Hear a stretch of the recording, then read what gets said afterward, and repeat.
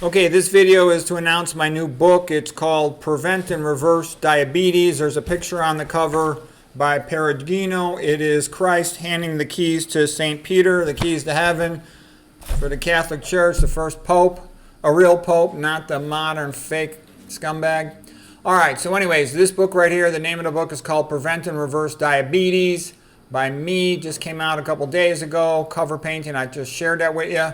The first chapter, I'm getting right to the point. I have the table of contents right on the front page to let you know we mean business, we'll get started. So the purpose of this book is to help you, okay? And I have a quick disclaimer saying basically if you're taking any meds for diabetes or hypertension or anticoagulation, let your doctor know. Don't mess around because your dosages are all going to have to be reduced once you go low-fat, vegan, etc. And the book's just for educational purposes. You know, get health advice from your own healthcare provider, etc. Okay, the reason I go through what causes diabetes is because for any disease, you want to know what causes it, and if you avoid the cause, that's how you get the cure. That's the secret of health.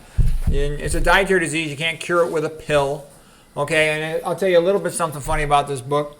I wanted to write a big book because I like writing big books, something like a challenge, you know, some landmark book. And it was my girlfriend, of all people, who said to me, don't write a big book. You don't understand regular people. They don't want to read it. They don't care. They don't care about learning like you do. They don't have any money. They can't afford it. Your books are too expensive. You like your color pictures. Other people can't afford them. Just make it one disease and let them read about that disease. All they care about is the disease they have. I'm like, I don't know. Okay, fine. So I just figured I'd do that. I've been a little bit curious about diabetes lately, so I just wrote a book about diabetes. I've given tons of lectures on diabetes before, so I pretty much just transposed my lectures into a book. Pretty easy for me to do. Okay, so what's the most important thing to know about type 2 diabetes? All type 2 diabetes can be cured, so you should go for the cure. Don't be a chump and just try to control it with pills like the average stupid idiot does. Types 1 and 5 can be dramatically improved in their health.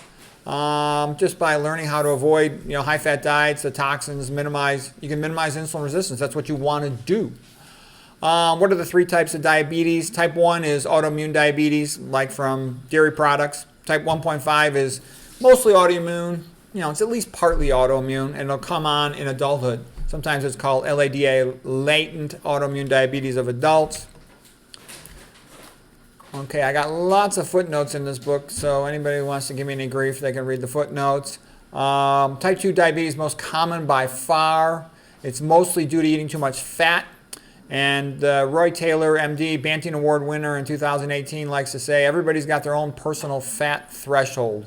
And type 2 diabetics, they got fat in the wrong places. The other big shot, Banting Award winner, Gerald Shulman, 2018 winner as the best diabetes researcher in the world. He likes to say, he has what you would call the ectopic fat theory, that diabetes is caused by fat in the wrong places again. Him and Roy Taylor were partners for a while working at Yale University. They worked with nuclear magnetic resonance spectroscopy to confirm the earliest detectable finding of type 2 diabetes is accumulation of fat, that's fat in the skeletal muscle. They call it intramyocellular lipid. Okay, there's a bunch of other causes of diabetes besides high-fat diet, but that's by far the most important one.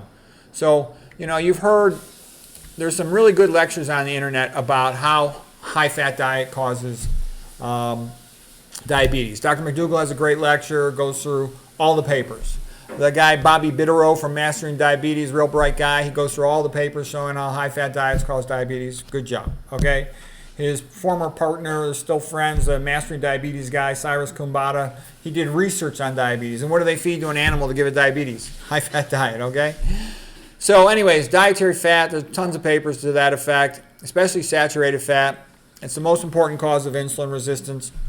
When a person reduces their dietary fat to less than 10%, they get dramatically improved insulin sensitivity. The Mastering Diabetes guys even think you can get by with 15% fat. I would recommend get it down below 10%, especially when you're starting out. You can maybe gradually let it come back up if things are going well. Roy Taylor, the MD guy from England, he says diabetes is simply a condition of fat excess, due to overnutrition. It's when too much fat gets into the skeletal muscle and overwhelms the mitochondria, and mitochondrial electron flow goes backwards and causes all kinds of problems. Okay. So you want to reduce dietary fat. And I go into a lot more detail in the book. And also the way I did this book was I started out right in the beginning showing all the things that cause diabetes. So if you want to get better, you avoid all these things as much as you can. Later in the rest of the book is where I brought in all the pictures. And of course, you can watch my videos too, and I go through tremendous detail. My videos are going to go in way more detail than the book.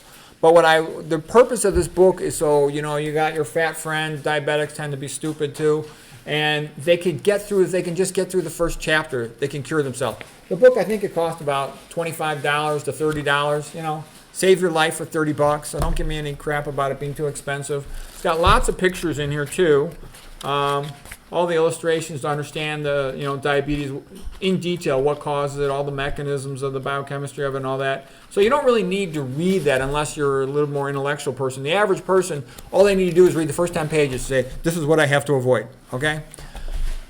You want to avoid omega-6 cooking oils, never again ever eat fried food. And the other thing too is, the proper attitude for getting cured of a disease is to have an attitude of gratitude. Say, dear God, thank you for showing me the way out of this hell on earth of health hell.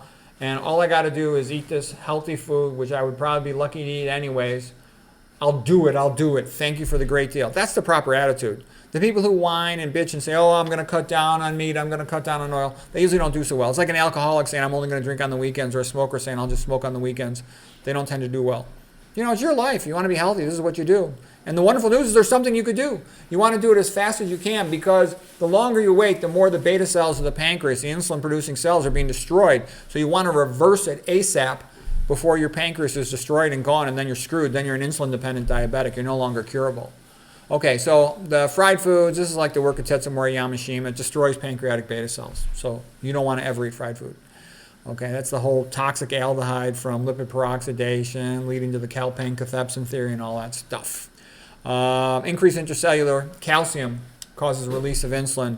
And most people have a dietary deficiency of the healthy things that are in plants, like potassium and magnesium and fiber and antioxidants and the plant nitrates that are precursors to nitric oxide. All the good stuff comes from plants. The only thing the plants are missing is B12. And I take methylcobalamin B12, okay? Animal food's got all the bad stuff. That's just how it is. And I like farmers. I like hunters too. I'm just telling you, though, in terms of eating your food, the plants got the good stuff, the low-fat plants, okay? Increased cytoplasm, calcium by dietary excess of vitamin D or calcium. Yeah, don't take calcium supplements. And almost nobody needs vitamin D supplements, If you look at, McDougall's got good lectures on that. He'd only give vitamin D to people who are institutionalized and couldn't go outside in the sun. Dietary excess of sodium also causes insulin resistance. A lot of people don't know that, but what it does is it dissipates the sodium battery of the plasma membrane through the ion pumps, and in so doing, you accumulate sodium inside the cell, and you displace the potassium outside the cell. This weakens the sodium gradient, the sodium battery effect of the plasma membrane ion pumps, and thus you're less effective at pumping calcium out. When you're less effective at pumping calcium out, calcium cytoplasm concentration goes up, and you get more secretion of insulin than you should, and the body becomes resistant to it. So it also contributes to insulin resistance. It also leads to vasoconstriction of the skeletal muscles in the postprandial phase after eating. So the insulin can't get in there to cause the glucose to be taken up by the skeletal muscle cells. Because normally when you're at rest, your muscle arterioles, capillaries, they're vasoconstricted. So you will open them up typically postprandial, because about 70% of your postprandial, that means after eating, glucose should go into your muscles. But they can't be opened up when there's a lot of sodium on board, causing vasoconstriction, because it inhibits endothelial nitric oxide synthase, the vasodilator. So what ends up happening is the insulin and the glucose can't get there because the muscle arteries and capillaries are closed up. And because they can't get there, the glucose can't get into the muscle glycogen, so it stays high in the blood, high blood sugar, hyperglycemia, postprandial hyperglycemia, not good, diabetes. Elevated uric acid will do that too from eating like too much high fructose corn syrup. Oh, there it is. I got high fructose corn syrup also doing the same thing. Our kidneys are designed to excrete potassium and conserve sodium, which is another good reminder. We're designed to eat plants. There's tons of potassium in plants. And where people get into trouble is they eat this processed food, which is full of the opposite, high in sodium, low in potassium. Okay, so you want to eat the plant foods, whole plant foods. The best diet for diabetics and for everybody else is low fat, low sodium, low protein, 100% vegan, 100% whole food, single ingredient only, no oil, no caffeine, no alcohol, no tobacco, no marijuana, no processed foods, okay, no sweets. Yeah, and I don't like any of those high-fat plant foods too. I recommend zero soy, zero flax, zero all oils, including olive oil. Olive oil is for chumps. I've talked about that in other lectures. Okay, my job is to tell you the truth. My job is not to BS you and make you feel good about your bad habits. Okay, excess psychological stress also increases diabetes because, you know, it's going to raise blood glucose and blood lipids, okay? It raises cortisol and catecholamine hormones to mobilize fats and lipids for energy in case you get chased by a tiger in the dark. Let's see, lack of sleep and caffeine, they both cause the same thing as psychological stress. Cortisol medications do something similar, same as cortisol. So that's all bad. Being sedentary because you lose the benefit of exercise. When you exercise, you basically open up your muscle capillaries so that postprandial glucose can get into your muscles to be stored as glycogen or burned for energy. Excess estrogenic chemicals, you know, like all the BPA, the phthalates, all the stuff in your bottled water and your personal care products. Lack of dietary fiber also leads to increased gut absorption of estrogen. You don't want that. Again, I have entire lectures all about estrogen, but the bottom line, you want to avoid all of it. You want to be a minimalist. You know, live like Adam and Eve, but keep your indoor heating and plumbing. You know what? I think that's a good introduction to the book. It's available only at Amazon.com. I'll make some more lectures from it, but I just wanted to introduce you to it. And it's going to be this type of thing. So it's a nuts and bolts practical thing to do. You just avoid all this stuff. But talk to your health care provider right away if you already are on medications, because your blood sugars are going to drop like a rock, and you don't want to be over-treating yourself. You'll be hypoglycemia, you could pass out, and that could be dangerous. So make sure you let your health care provider know and work with you. Okay, so I hope that was helpful.